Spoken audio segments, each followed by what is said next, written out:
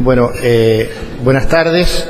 En primer lugar quiero agradecer la invitación a exponer en este ámbito, en un clima de fraternidad y de tolerancia, y en el cual me he encontrado muchos amigos que no sabían que estaban por estos lares, y que ha sido un gusto reencontrarme con ellos, puesto que en la vida diaria, más allá de que trabajemos en las mismas actividades, a veces es difícil tener oportunidad de intercambiar ideas. Cuando se me convocó a esta disertación, pregunté de cuánto tiempo disponía. La respuesta que se me dio fue: usted dispone de todo el tiempo del mundo, pero a las 2 de la tarde se van todos. O sea que minutos antes de las 2 de la tarde tendré que terminar la exposición. Trataré de ser lo más breve y conciso posible. Cuando se habla del rol del fiscal o del rol de la fiscalía en la sociedad, lo primero que tenemos que preguntarnos es ¿qué hace un fiscal? ¿O qué rol tiene asignado una fiscalía? Porque yo tengo la sensación, quizá ahora no tanto, pero tengo la sensación de que hasta hace un tiempo, cuando uno hablaba del Ministerio Público, a la sociedad en su conjunto, al ciudadano común, le estábamos hablando del misterio público, porque el ciudadano no sabía cuál era el rol que esa institución tenía en el Estado. Y la verdad que esa confusión conceptual que podía tener un ciudadano común sobre el rol de los fiscales o el rol de la fiscalía es perfectamente razonable, porque esta institución, a la que los historiadores ubican allá por el 1300, en el medioevo francés, cuando Felipe el Hermoso empezó a designar los procuradores del rey, que eran una serie de funcionarios que debían defender los intereses del rey en todos aquellos juicios en donde los mismos estuvieran involucrados, o perseguir la satisfacción de los intereses del rey. Luego, con el Estado absolutista pasaron, y la identificación de la corona con el Estado, pasaron a ser los procuradores del Estado, los defensores del Estado, y luego en una evolución posterior a ser los defensores de la sociedad. Pero la realidad es que esta institución, que llega a nuestro derecho a través de las leyes despartidas de España o al derecho portugués a través de las enseñanzas manuelinas, es una institución que ha sido comodín. Ha sido utilizada por la sociedad organizada en el Estado para cumplir distintos roles, y roles muchas veces opuestos. Entonces es razonable que el ciudadano se confunda, o que no sepa, o que no entienda qué le corresponde hacer a la Fiscalía, qué le corresponde hacer a los fiscales. Y la respuesta es que ha dependido, según la época histórica, según el país y según el sistema jurídico, el rol que le corresponde a los fiscales. Básicamente podemos decir que hemos desempeñado tres roles fundamentalmente. Primero, ser los acusadores públicos, es decir, los representantes del Estado en un proceso penal, donde el Estado monopoliza la acción penal. Y esto, aunque parezca mentira, es el primer gran monopolio estatal que existe y al cual nadie se refiere, es el ejercicio de la pretensión punitiva del Estado, el ejercicio de la acción penal. Y, en definitiva, le asigna a un funcionario, a un servidor público, la tarea de llevar adelante, de representar al Estado en el ejercicio de la persecución penal. Pero también, en un determinado momento histórico, en nuestro país, allá por el 1800, los fiscales cumplían el doble rol de acusador público y de defensor público. Y en un determinado momento histórico también éramos los abogados del Estado, es decir, los fiscales representábamos a las distintas instituciones del Estado en juicio. Una época no muy lejana, hasta no hace mucho tiempo, el Estado no tenía abogados, las instituciones del Estado no tenían abogados, y los abogados del Estado eran los fiscales. Entonces este funcionario servía tanto para un roto como para un descosido. Era así, o sea, por un lado era el acusador público, por el otro lado era el abogado del Estado, y por el otro lado era asesor del Poder Ejecutivo, hasta la última ley era uno de los roles que tenía, y asesor incluso de la propia Suprema Corte de Justicia en su despacho administrativo. Como verán ustedes, un combo absolutamente fantástico, pero nadie sirve para todo. No hay una institución que pueda cumplir todos estos roles, y no hay un funcionario que pueda cumplir con estos roles satisfactoriamente.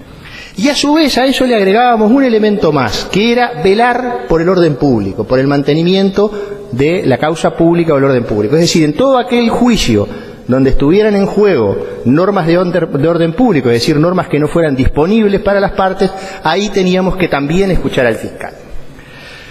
Cuando nosotros asumimos, lo que planteamos con claridad fue que las fiscalías en el siglo XXI no cumplen todos estos roles. Lo primero que teníamos que tener claro, y así se lo planteamos al sistema político, es qué debe hacer una fiscalía, cuál es el rol de una fiscalía.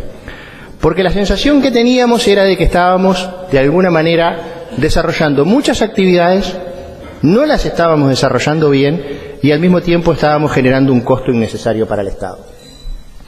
Por ejemplo, en un proceso de divorcio, hasta la ley de redefinición de cometidos, abogado del actor, abogado del demandado, abogado del juez, y todos sabemos que los procesos de divorcio eran trámites meramente administrativos, donde muchas veces era un cumplimiento de un ritual y de una formalidad que terminaba siempre en una sentencia. Yo no conozco una sentencia de ningún juez de este país que rechace una pretensión de divorcio, es decir, un mero trámite, una mera ritualidad.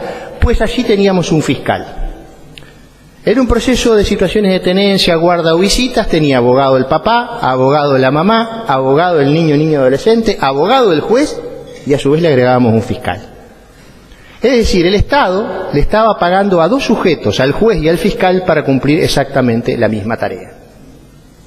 Porque los dos debían velar o por el interés del niño o por la causa pública, porque no se vulneraran normas de orden público.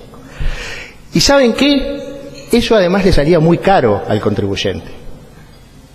Porque como los dictámenes de los fiscales civiles, con los dictámenes en general, son cuantificables, nosotros llegamos a la conclusión de que si son cuantificables eran costeables. Y un día se nos dio por sacar qué costo, cuánto le salía al contribuyente el dictamen de un fiscal que dijera puede usted acceder al divorcio. Esa frase. Sumamos el salario de los fiscales, el salario de los funcionarios, el alquiler de la vivienda, la luz, el agua, el teléfono, papelería. ¿Y saben cuánto le salía a cada uno de nosotros, nosotros como ciudadanos, ese dictamen que decía puede usted acceder al divorcio? $86. Es decir, estábamos duplicando tareas, generando costos innecesarios de tiempo y costos económicos importantes. Se planteó una ley de redefinición de cometidos, por los cuales la Fiscalía dijo, nosotros le planteamos, obviamente, al Poder Ejecutivo y al Parlamento, la necesidad de reformular esta institución, y que esta institución, que está llamado a cumplir un rol sustancialmente distinto en la entrada en vigencia de la reforma procesal penal, donde los fiscales tendremos sobre nuestras espaldas la tarea de dirigir la investigación criminal y llevar adelante la persecución penal, que necesitábamos recursos económicos y humanos, materiales y humanos, para poder llevar adelante esta función. Dijimos, bueno, dejemos de hacer esto, que es innecesario, porque para velar por el orden público, por la causa pública en un juicio, ya está el juez. Y los jueces en este país son suficientemente capaces, preparados, formados, y no necesitan que nadie los asesore para llevar adelante esa función. Dejemos de cumplir esta función y pasemos a destinar estos recursos humanos y materiales a la función de la investigación y de la persecución criminal. Pero no solo eso, también le planteamos al Estado la tarea de abogacía del Estado, de defender los intereses del Estado, ya no la estamos cumpliendo más. Cualquier ente público, cualquier intendencia, cualquier ministerio tiene su equipo de abogados y de asesores. ¿Por qué los fiscales tenemos que estar allí como asesores de? Porque ¿saben qué pasaba? Que el Estado, cuando tenía un problema muy complicado y había de repente la jurídica del servicio de la unidad ejecutora y la jurídica del ministerio tenían opiniones distintas, lo pasaban al fiscal de corte para que el fiscal de corte terminara diciendo una cosa u otra. Y en realidad no es el rol del fiscal de corte asesorar al Poder Ejecutivo ni asesorar a la Suprema Corte. ¿Piensan ustedes que la Suprema Corte, los 5 ministros de la Corte, necesitaban que el fiscal los asesorara en los trámites administrativos?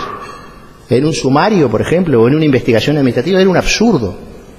Era una pérdida de tiempo y un gasto innecesario.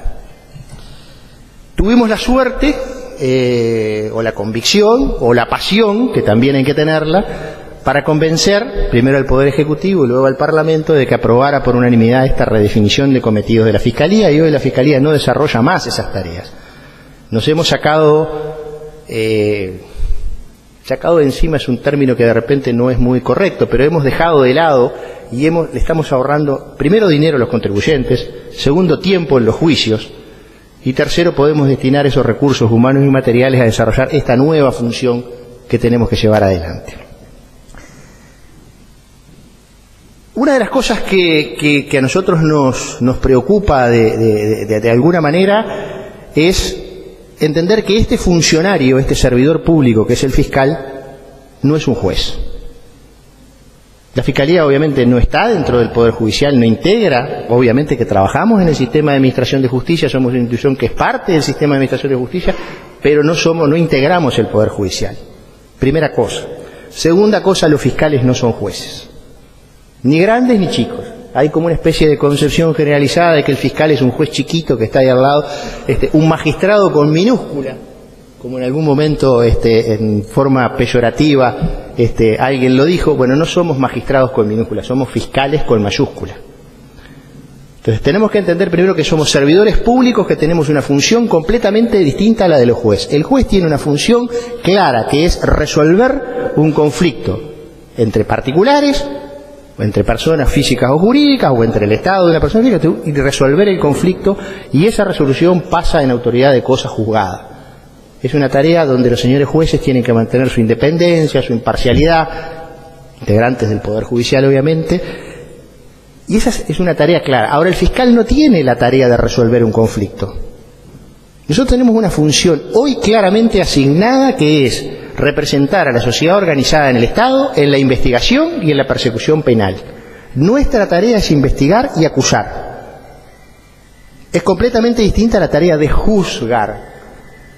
Por tanto, esa confusión histórica que ha devenido desde la creación de la Suprema Corte de Justicia y de la Fiscalía de Corte allá por 1907 hasta la fecha, tenemos que empezar a marcar conceptualmente. Se trata de servidores públicos distintos que cumplen funciones distintas y que por ende tienen que tener estatutos distintos.